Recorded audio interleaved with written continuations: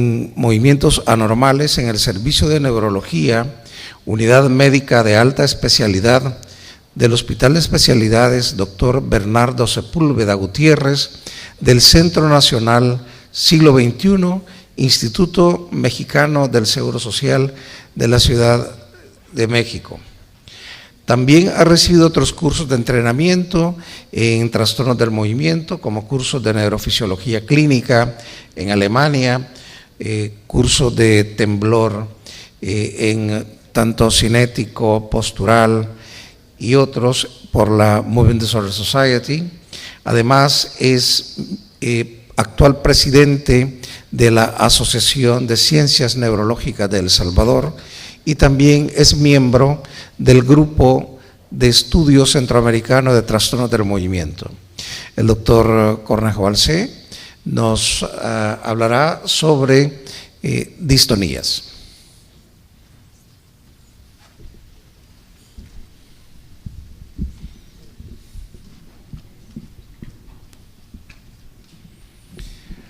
Además, el doctor Ernesto Cornejo Balcé actualmente también está trabajando en un moderno tratamiento de la enfermedad de Parkinson junto con un equipo multidisciplinario, y recientemente se ha realizado la primera cirugía y colocación de DBS, es decir, de estimulación cerebral profunda, en el Instituto Salvadoreño del Seguro Social.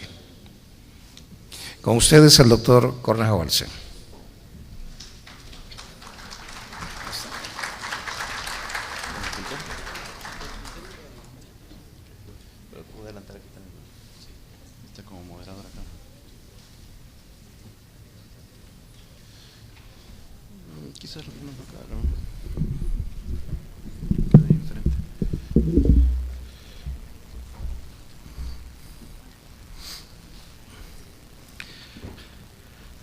Buenas tardes, gracias por la amable presentación, Ricardo.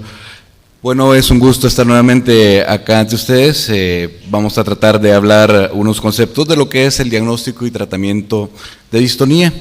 Primero, pues, honor a quien honor merece. Estas son las instituciones que me han formado. Tengo algunos intereses que declarar. He recibido becas de estudio de estos laboratorios.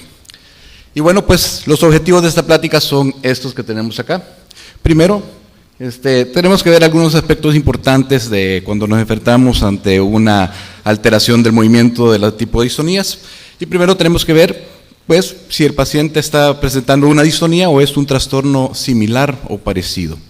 Luego, pues, el segundo objetivo es ver qué es lo que lo causa. Y pues aquí tenemos que ver si la presentación se da en forma aislada o si se presenta el trastorno del movimiento asociado a otra enfermedad neurológica subyacente. El tercer objetivo es ver qué abordaje le vamos a dar a esta patología y finalmente ver qué es el tratamiento que tenemos disponible para ello. Bien, entonces como definición tenemos esta. Propongo que es un síndrome de contracción muscular sostenida que frecuentemente es causado o causa torceduras o movimientos repetitivos en una extremidad o en una parte del cuerpo y que esto produce posturas anormales. Vamos a ir viendo algunos ejemplos. Tengo acá una paciente que presenta una alteración de tipo distónico en su cabeza. ¿Alguna cosa que le dificulte hacer? Y ustedes ven el movimiento repetitivo de la cabeza hacia un lado más que hacia el otro y que causa una postura más hacia un lado, inclinada. Eso le produce dolor intenso y limitación en sus actividades. Bien, entonces esto lo tenemos que diferenciar de algunas otras cosas. Lo primero entonces es ver si es un temblor. Ya el doctor Daniel Pereira nos habló extensamente de lo que es temblor y pues vemos en este caso que el temblor cefálico se asocia más a una postura distónica y se trata de una distonía cervical. Luego pues tenemos que puede haber otro movimiento anormal que se parece. ¿Cuántos años tiene, Diana Julia? 70. Y entonces vemos a esta paciente. 2 semanas. 2 semanas, le empezó de repente. Sí, de repente. ¿Usted despertó bien? Vemos a esta paciente que tiene una alteración de movimiento amplia en su extremidad. Alguno podría decir que puede ser temblor, otros pueden decir que es otro tipo de movimiento, que se lo está inventando, que está como bailando. En el caso de la paciente, pues es una paciente diabética que desarrolló un evento cerebrovascular y en los ganglios basales y ha desarrollado una hemicorea. Hay que tenerlo en cuenta como diagnóstico diferencial. Luego, pues, propongo otro diagnóstico diferencial. Tenemos las mioclonías. Con las mioclonías tenemos que son movimientos rápidos, que son no sostenidos y que estos no producen posturas anormales. Vemos a este chico hospitalizado. En contexto de un proceso febril desarrolló estos movimientos que son muy rápidos. Ustedes ven su cabeza se mueve rápidamente, sus extremidades, va variando el cuerpo como lo va presentando, y son movimientos muy finos que los denominamos como mioclonías. Muy bien, ¿qué hallazgos nos pueden hacer pensar que estamos hablando de una distonía? ¿Qué hallazgos únicos en los trastornos del movimiento? Primero, esto que denominamos maniobra específica. Muchos de estos padecimientos tienen un desencadenante con una postura normal, con un movimiento, al utilizar muchas veces una herramienta o al hacer una actividad con algún instrumento. ¿Cómo lo vemos acá?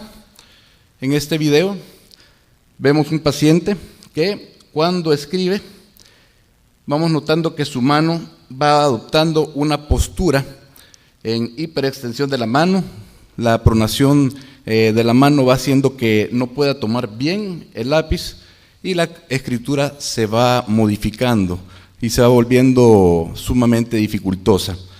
Tiene algo que se denomina una distonía de tarea única o una espasmo del escribiente, y es un tipo especial de distonía focal. Luego tenemos este rasgo característico que se llama gesto antagonista, que es un truco sensitivo. Y este truco sensitivo pues es un fenotipo característico de la distonía, ya que esto mejora la postura. Vemos en este caso, este paciente, un paciente joven de 26 años, estudiante.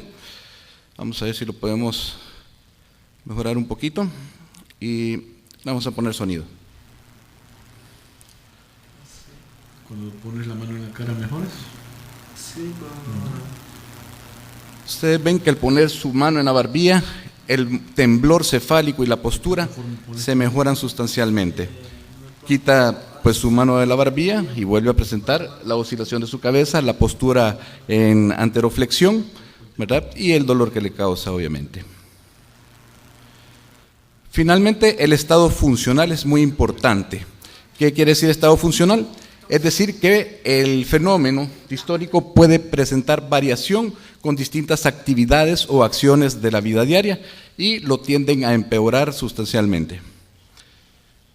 Vamos a ver. ¿Qué pasó? No corre.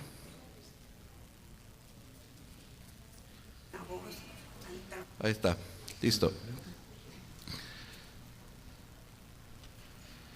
Vamos a poner sonido nuevamente. Y quiero que escuchen a esta paciente. Es una paciente ya de edad madura, tiene 58 años. Es una paciente que ha empezado a presentar problemas de movimientos en sus manos, temblor en su cabeza y alteración de la voz al hablar. Lástima que no se escucha.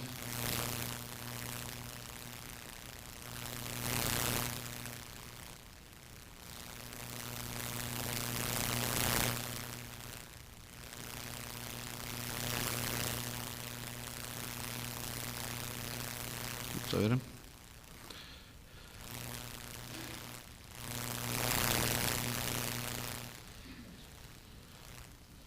No se escucha bien. Vemos que la paciente pues presenta estos movimientos variados en su cabeza, presenta un cierre forzado de sus ojitos, ¿verdad? Presenta blefaroespasmo y además el temblor en sus extremidades. Tiene una distonía polisegmentaria que le afecta su desempeño. ¿Cuándo empezó este problema?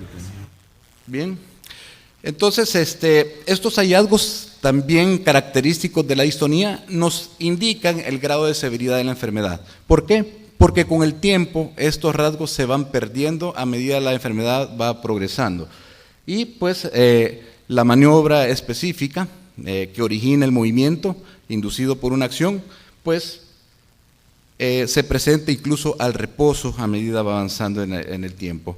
El beneficio que se obtiene con el gesto antagonista inicialmente se pierde, ¿verdad?, con la progresión de la enfermedad, y la activación selectiva de la distonía pues puede presentarse ya con cualquier acción, cuando a veces al principio solo era con la escritura. Bueno, en este momento pues vale la pena preguntar que si el movimiento que tenemos pues es una distonía o es algo que se le parece. Y aquí les propongo una serie, ¿verdad?, de patologías que pueden simular una distonía. Imita movimientos distónicos ya que produce posturas anormales, pero no lo es. Luego pues tenemos algo parecido a los temblores funcionales que nos dijo el doctor Pereira, que pueden haber alteraciones distónicas que pueden ser de origen psicógeno y debemos de tenerla en cuenta. Bien, en esta lámina quiero que pongan atención a esta chica. Vamos a ver si nos corre bien.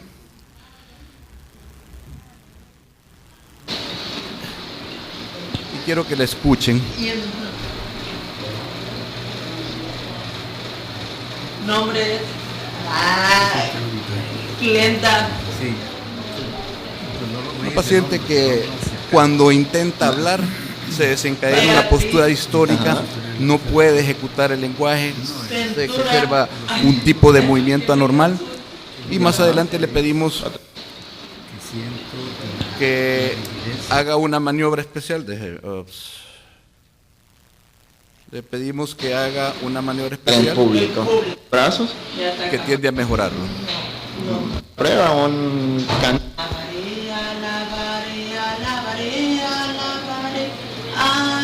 Tiene un truco sensitivo que cuando canta desaparece la maniobra distónica.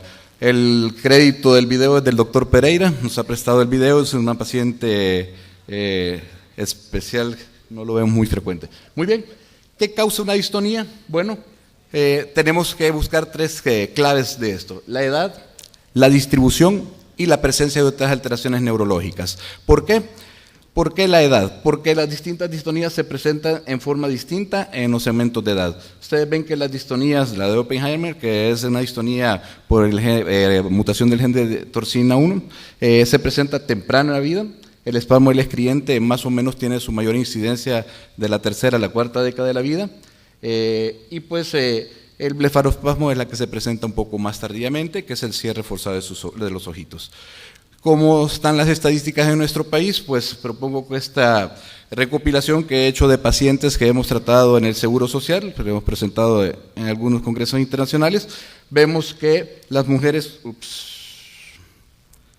es el puntero, las mujeres pues tienden a ser un poco más frecuentemente afectadas por las distonías, y pues la edad media que tenemos en nuestro país es más o menos de los 50 a los 60 años en su presentación. ¿Qué tipo de distonía es la más frecuente? Pues vemos que a diferencia en otros países nosotros tenemos muchos espasmos hemifaciales que no son distonías como tales, y en segundo lugar pues presentamos más frecuentemente distonías cervicales. Eso no es lo común, pero pues son las estadísticas que tenemos acá en nuestro país. La distribución de la distonía, pues se puede definir una distonía también por su presentación en el cuerpo. Puede ser focal cuando afecta un solo segmento corporal, que puede ser blefaroespasmo cuando solo son los ojos, puede ser mandibular o oromandibular, puede ser una distonía focal cervical cuando solo afecta el cuello y hay posturas anormales de la cabeza, o pueden ser distonías propias de las extremidades. Segmentaria, cuando está afectando dos segmentos contiguos, ¿verdad? Cuando hay, por ejemplo, blefaroespasmo asociado a distonía cervical, pues tiene un nombre especial y le llamamos síndrome de Mesh. Luego, pues, pueden afectar una mitad del cuerpo y estas frecuentemente estamos obligados a descartar causas focales, y a veces se puede presentar en forma generalizada, que afecta ya más de 13 regiones del cuerpo. Bien. ¿Está lista? Sí. ¿Cuántos años tiene, Jacqueline? 34. ¿Cuál es su problema? ¿Cuántos años de 15 más o menos. Ok, vamos allá. Sostenida, sostenida. Bien, esta es una chica que trabaja como auditora, empezó a tener problemas de ejecutar su lenguaje, le empezó a limitar la actividad de hacer su trabajo con los clientes y se presentó así a la consulta. Encontramos que su lenguaje era malo, realizamos un abordaje de la distonía y pues le hicimos un tratamiento en las cuerdas bucales, le infiltramos toxina botulínica y pues van a oír cómo mejoran.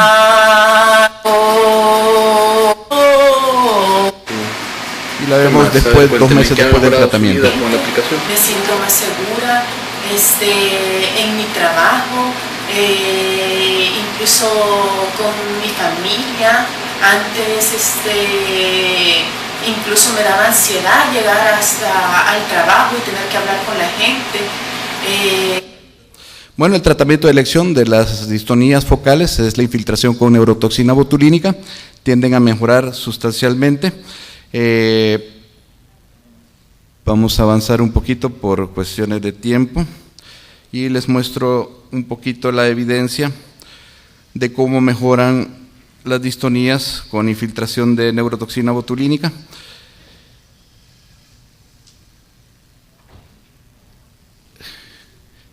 Hay que tener en cuenta que algunos tipos de distonías pueden deberse a alteraciones estructurales y está pues indicado pensar en ellas. Un tipo especial de estas distonías son las que se presentan con alteraciones de depósito en los ganglios basales y pues algunos pacientes pueden presentar distintas alteraciones de movimiento asociados, pueden presentar parkinsonismo, movimientos coreoatetóxicos, bradicinesia y algunos movimientos distónicos del cuello. Al mismo tiempo. Y es importante pues hacer un estudio de neuroimagen en estos pacientes, porque podemos encontrar alteraciones estructurales en los ganglios basales, podemos encontrar depósitos de algunos metales. En los pacientes que tienen alteraciones hepáticas se puede acumular algunos metales que debemos de tener en cuenta. Estos tipos de distonías son de tipo tóxico, ¿verdad? Por depósito de metales. Bien, ¿qué causa las alteraciones de los o qué es lo característico en los gestos antagonistas? Pues son alteraciones en la corteza parietal que pues se explica en la mejora con los gestos antagonistas. Y para el tratamiento, pues las distonías focales deben de tratarse con neurotoxina botulínica y en las distonías generalizadas el resto de los tratamientos pues no tiene mucha efectividad, tiene muchos efectos secundarios. Sin embargo, pues es mandatorio hacer un ensayo con lo que es el ABC del tratamiento de las distonías, que pueden ser medicamentos anticolinérgicos, medicamentos para disminuir la espasticidad o las benzodiazepinas. Sin embargo, pues la efectividad es muy pobre. Hay que tener en cuenta que algunos tipos de distonía pueden mejorar con levodopa, solo el 10% de ellos, sobre todo cuando se presenta en niños pequeños en la primera o segunda década de la vida, y hay que tener en cuenta hacer un ensayo con levodopa en estos pacientes. La toxina botulínica es el tratamiento que mejor mejora las distonías. Vemos reporte de un trabajo también de pacientes de acá del país y vemos, ¿verdad?, que la mejoría después de la infiltración es estadísticamente significativa y continúa siendo el tratamiento de elección en cualquier lugar del mundo. Para las distonías generalizadas, tenemos en cuenta que hay tratamiento también, pues el doctor López Contreras comentó que estamos haciendo tratamientos en el país de mucha tecnología y estamos introduciendo electrodos, ¿verdad?, dentro del cerebro, en el centro del cerebro, en nuestros ganglios basales. Tratamos de localizar los puntos específicos donde hacerlo, marcamos esos puntos con estudios de neuroimagen y programas de compensación especial. se introducen estos electrodos hasta el centro del cerebro sin necesidad de hacer una lesión grande. Y pues la cirugía se hace con el paciente despierto, se evalúa la respuesta. Sin embargo, en distonía la respuesta al tratamiento es retardada, tarda varios meses. No es como en el caso de la enfermedad de Parkinson, que la respuesta es inmediata. Sin embargo, la estimulación cerebral profunda es una alternativa para las distonías generalizadas. Bien, hay que tener en cuenta que más allá de la medicación, también es importante el tratamiento no farmacológico, el seguimiento de estos pacientes, el apoyo con fisioterapia es importante y la educación a la familia también. Finalmente les dejo una imagen. En un momento tendremos una reunión de las demás federaciones de neurología centroamericana, porque cada reunión que tenemos hacemos algunas actividades para proponer congresos como este, para compartir educación médica continua, y te hemos hecho algunos grupos, ¿verdad?, de trabajo, de movimientos anormales en la región, para ir promoviendo más la educación en este tema. Bueno, eso es lo que les tenía preparado, y pues gracias por su atención.